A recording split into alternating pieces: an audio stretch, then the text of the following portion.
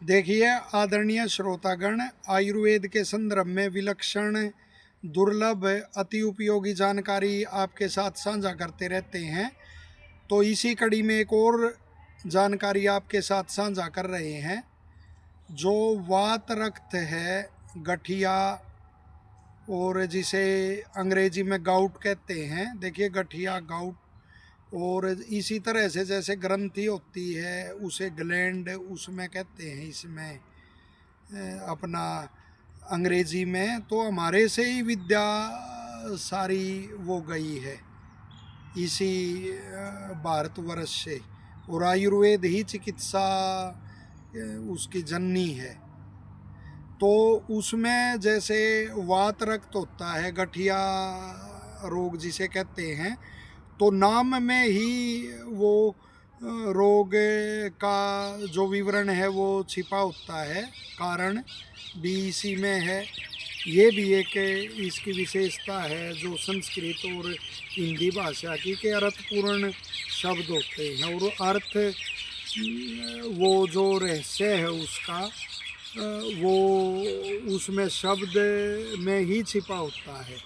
तो वात रक्त यानी दूषित हुई वायु वो रक्त को दूषित करती हुई किसी स्थान पर जमा कर देती है, उसका संचय होता है फिर रोग का, और उसे वात रक्त कहते हैं। जैसे वहाँ वेदना, शोथ हो जाती है, उबार उत्पन्न हो जाता है वहाँ, और फिर वो कालांतर पर वो अंगों का टेढ़ा होना होता है, और पीड़ा भी बड़ी होती है।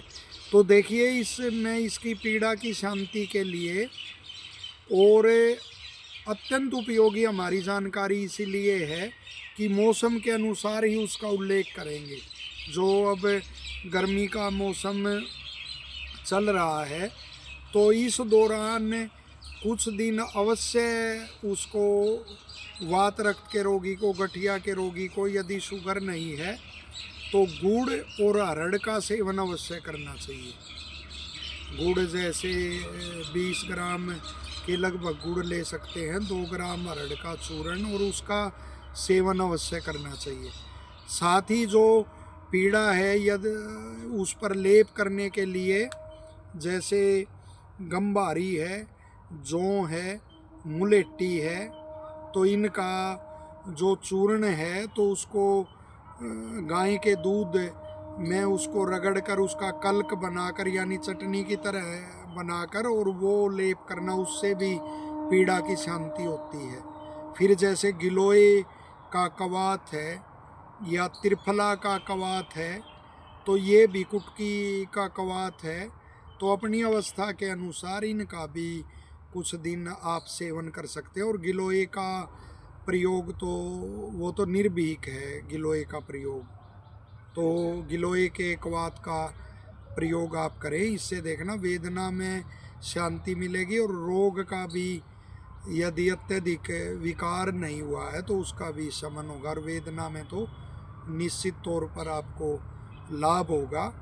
तो इनका आप इसमें प्रयोग कर सकते हैं। और साथ में पथ्य सेवन में जैसे अनार, जो मीठा अनार होता है वो बड़ा अमृत तुल्य इसमें होता है, औषधि का ही काम करता है। तो एक समय आप अनार का भी सेवन करें, दूध घी का सेवन करें।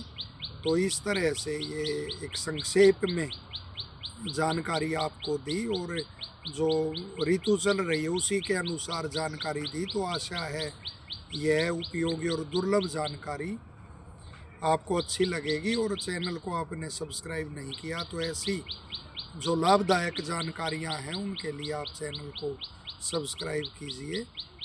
धन्यवाद।